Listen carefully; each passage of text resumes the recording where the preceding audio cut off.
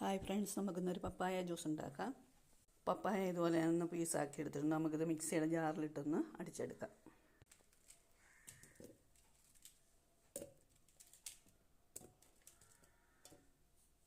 ഞാൻ തിളപ്പിച്ചാറിയ ഒരു അരക്കപ്പ് പാലും കൂടി ഒഴിക്കുന്നുണ്ട്. നമുക്ക് ഒന്ന് അടിച്ചെടുക്കാം.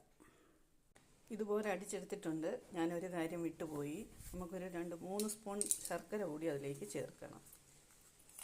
ഒരു 3 സ്പൂൺ ശർക്കര കൂടി അത് ചേർത്ത് അതൊന്നുകൂടി ഒന്ന് അടിച്ചെടുക്കാൻ പോവാണ്. ചേർത്ത് നമ്മൾ അടിച്ചെടുത്തു. ഇനി നമ്മളതൊരു ഗ്ലാസ്സിലേക്ക് സെർവ് ചെയ്യാം. ഗ്ലാസ്സിലേക്ക് സെർവ് ചെയ്തിട്ടുണ്ട്. ഇതിലേക്ക് 1 സ്പൂൺ പാൽപ്പൊടി ഒന്ന് ഇട്ട് കൊടുക്കാം.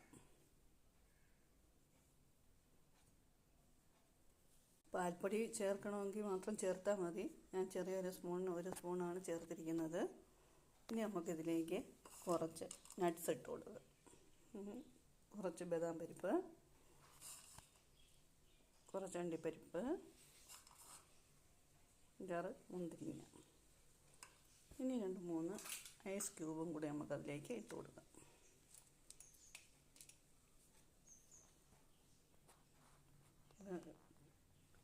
ഇപ്പോൾ ചൂടായതുകൊണ്ട് കഴിക്കാൻ നല്ലതാണ്. നല്ല തണുപ്പും നല്ല രുചിയൊക്കെ ഉള്ളതാണ്. എല്ലാവരും ഒന്ന് ട്രൈ ചെയ്ത് നോക്കണം.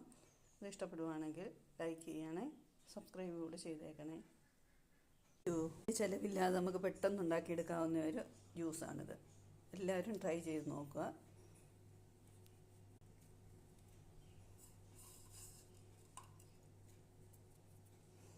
ഒരു ഗ്ലാസും കൂടി നമുക്ക് ഉണ്ടാക്കാം.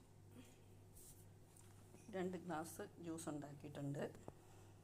എല്ലാവരും ഇത് ട്രൈ ചെയ്ത് നോക്കിയതിന് ശേഷം ഇതിൻ്റെ കമൻ്റ് ഒന്ന് പറയുക.